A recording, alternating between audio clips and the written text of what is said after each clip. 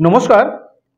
আজকের আলোচ্য বিষয় হচ্ছে 2024 সালের 15ই জানুয়ারি থেকে 13ই ফেব্রুয়ারি এই সময়ের মধ্যে কুম্ভ রাশি জাতক জাতিকাদের রাশিফল নিয়ে আলোচনা করব। যে সমস্ত জাতক জাতিকারা এই কুম্ভ রাশি তাদের জন্যই এই আলোচনা, তাদের জন্যই এই ফলাফল। তবে যেহেতু এই সময়কার গ্রহদের গোচরগত অবস্থানের পরিপ্রেক্ষিতেই এই আলোচনা, এই রাশিফল, তাই মূল আলোচনায় যাওয়ার আগে প্রথমেই গ্রহদের অবস্থান সম্পর্কে আমাদের একটু ধারণা নিয়ে নেওয়া উচিত হবে। এই সময় রাশিপতি শনি কুম্ভ রাশিতে স্বক্ষেত্রে শতবিশা নক্ষত্রে অবস্থিত থাকছে এবং সাথে চন্দ্রের অবস্থান। অন্যান্য গ্রহদের মধ্যে মীন রাশিতে রাহুর অবস্থিতি, বৃহস্পতির অবস্থান মেষ রাশিতে, কেতুর অবস্থান কন্যা রাশিতে, শুক্রের অবস্থান বৃশ্চিক রাশিতে, মঙ্গল এবং বুধের অবস্থান ধনুতে এবং মকর রাশিতে রবির অবস্থান। এই হচ্ছে এই সময়কার গ্রহদের গোচরগত অবস্থান।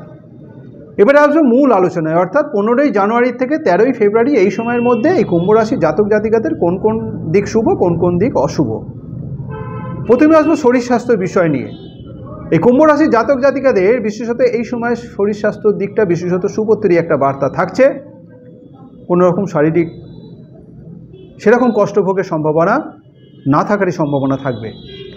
রাশিপতি শনি যেহেতু স্বক্ষেত্রে রাশিতে অবস্থিত থাকছে, এই সময়ের শারীরিক দিকটা বেশ রোগ প্রতিরোধ ক্ষমতা গড়ে উঠবে কুম্ভ রাশির জাতক জাতিকাদের। যারা দীর্ঘদিন ধরে কোনো রকম শারীরিক সমস্যার মধ্যে দিয়ে চলছিলেন, তারা এই সময় কিন্তু বেশ শারীরিক সুস্থতা অনুভব করবেন। তবে মাঝে মধ্যেই কিন্তু চোখ, দাঁত কিংবা ঠান্ডা লাগার কারণে একটু সমস্যা দেখা দিতে পারে, তবে সেটা খুব একটা কষ্টদায়ক হবে না। অর্থাৎ মোটামুটিভাবে কুম্ভ রাশির জাতক জাতিকাদের শরীর স্বাস্থ্যের দিকটা বিশেষ শুভত্রী একটা বার্তা থাকছে। যারা বিদ্যা শিক্ষার সাথে যুক্ত রয়েছেন, বিশেষত প্রাথমিক বিদ্যার্থী যারা রয়েছে, তাদের বিদ্যাস্থানটা বিশেষত শুভ। চতুর্থ রাশিপতি মাসের বেশিরভাগ সময় একাদশ রাশিতে অবস্থিত হয়ে একাদশ রাশিপতির দৃষ্টি প্রাপ্ত হওয়ায় এই সময় কিন্তু এই কুম্ভ রাশির জাতক জাতিকারা যারা প্রাথমিক বিদ্যার সাথে যুক্ত রয়েছেন, তাদের বিদ্যাক্ষেত্রে পরিশ্রম করার মানসিকতা যেমন দেখা দেবে, তেমন তার সাথে সাথে পড়াশোনার ক্ষেত্রে একটা মনোযোগিতাও দেখা দেবে। যারা উচ্চ বিদ্যার সাথে যুক্ত রয়েছেন, তাদের জন্য কিন্তু বিশেষত শুভ বার্তাই থাকছে। পঞ্চম রাশিপতি একাদশ রাশিতে অবস্থিত থাকায় উচ্চ বিদ্যাক্ষেত্রে সফলতার ইঙ্গিত দিচ্ছে। পঞ্চম রাশিপতি এবং নবম রাশিপতি একত্রে অবস্থিত হওয়ায় দূরে কোথাও যদি পড়াশোনার জন্য যাওয়ার একটা পরিকল্পনা থেকে থাকে, এই সময় কিন্তু সেই স্বপ্ন বাস্তবায়িত হতে চলেছে। শিক্ষার জন্য বেশ কিছু ভালো যোগাযোগ এই সময় কিন্তু দেখা যাবে উচ্চ বিদ্যার্থী যারা রয়েছে। সুতরাং প্রাথমিক বিদ্যার্থী এবং উচ্চ বিদ্যার্থী উভয় বিদ্যার্থীদের জন্যই কিন্তু শুভ বার্তাই থাকছে। এই কুম্ভ রাশি জাতক জাতিকাদের উপার্জন ভাগ্য অর্থাৎ অর্থনৈতিক ক্ষেত্র বিশেষত শুভত্বর দিকেই বার্তা থাকছে।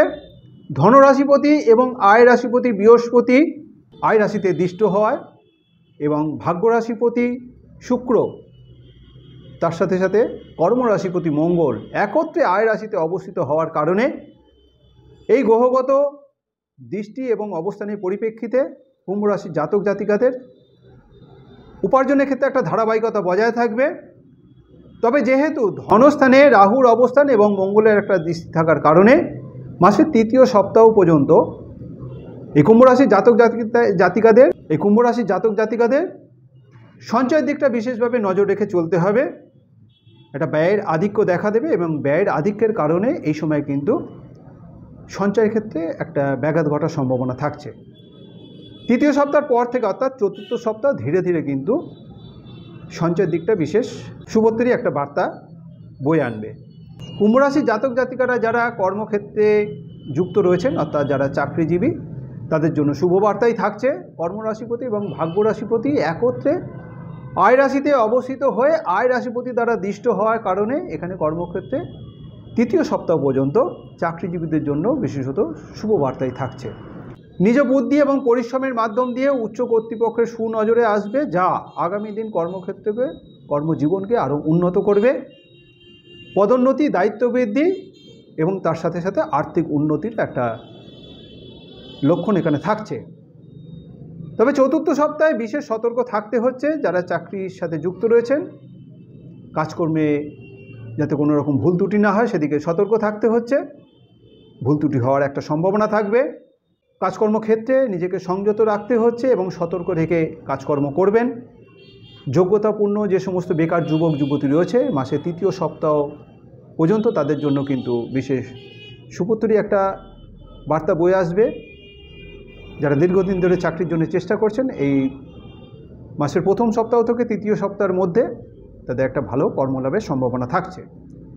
যারা ব্যবসা বাণিজ্যের সাথে যুক্ত রয়েছেন ব্যবসার ক্ষেত্রে কিন্তু খুব একটা শুভ বার্তা থাকছে না, কারণ সপ্তম রাশিপতি অর্থাৎ ব্যবসা রাশিপতি রবি দ্বাদশ রাশিতে অবস্থিত হওয়ায় এই সময় কিন্তু ব্যবসা ক্ষেত্রে সমস্যার মধ্যে দিয়ে চলতে হবে। ব্যবসা পরিশ্রমের তুলনায় উপার্জনের দিকটা কিন্তু খুব একটা শুভ বার্তা থাকছে না।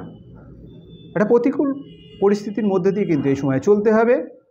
এই সময় বিনিয়োগ কিংবা যোগাযোগের বিষয় বিশেষত সতর্ক সাবধানতার মধ্যে দিয়ে থাকতে হচ্ছে। যে কোনো হঠকারী সিদ্ধান্ত ব্যবসা ক্ষেত্রে একটা ক্ষতি আসার সম্ভাবনা থাকছে, সুতরাং সেদিকেও নজর রেখে চলতে হবে।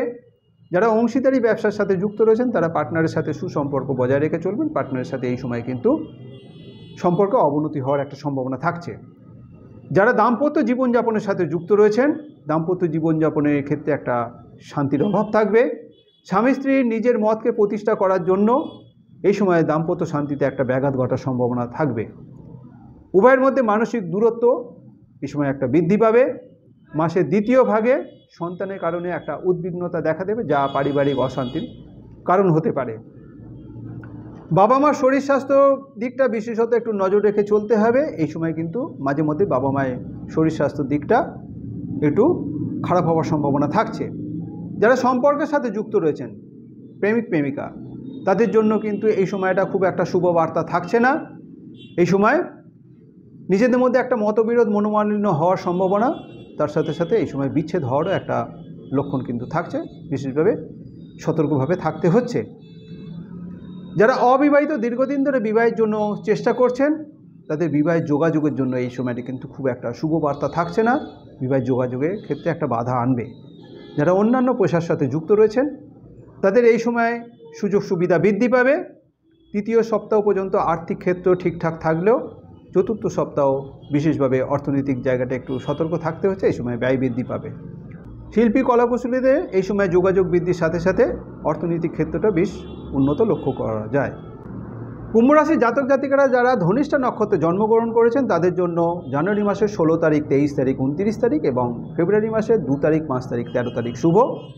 যাদের জন্ম নক্ষত্র শতবিশা তাদের জন্য জানুয়ারি মাসের 15 তারিখ, 24 তারিখ, 31 তারিখ এবং ফেব্রুয়ারি মাসের 1 তারিখ, 6 তারিখ, 9 তারিখ শুভ। যাদের জন্ম নক্ষত্র পূর্ব ভাদ্রপদ তাদের জন্য জানুয়ারি মাসের 19 তারিখ, 25 তারিখ, 30 তারিখ এবং ফেব্রুয়ারি মাসের 4 তারিখ, 7 তারিখ, 12 তারিখ শুভ। শুভ দিক হিসেবে দক্ষিণ দিক, শুভ রং নীল রং এবং সাদা রং, শুভ বার শনিবার এবং শুক্রবার। যে কোনো শুভ কাজের জন্য যেমন নীল রং কিংবা সাদা রঙের পোশাককে ব্যবহার করতে পারেন এবং তার সাথে সাথে যদি শনিবার কিংবা শুক্রবারটাকে ব্যবহার করা হয় তাহলে শুভ ফল লাভেরই সম্ভাবনা থাকবে। আমার এই যে আলোচনা, এই যে রাশিফল, এটা বিশেষত এই সময়কার গ্রহদের গোচরগত অবস্থানের পরিপ্রেক্ষিতেই এই আলোচনা, এই রাশিফল।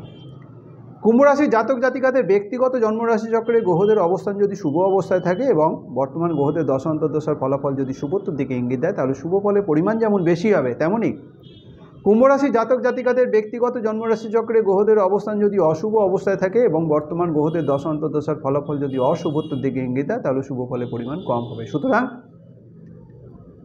এই যে আলোচনা, এই যে রাশিফল, এর সাথে ব্যক্তিগত জন্মরাশি চক্রে গ্রহদের অবস্থান এবং বর্তমান গ্রহদের দশান্তর্দশার ফলের মধ্যে একটা বৈষম্য, একটা তারতম্য হতেই পারে।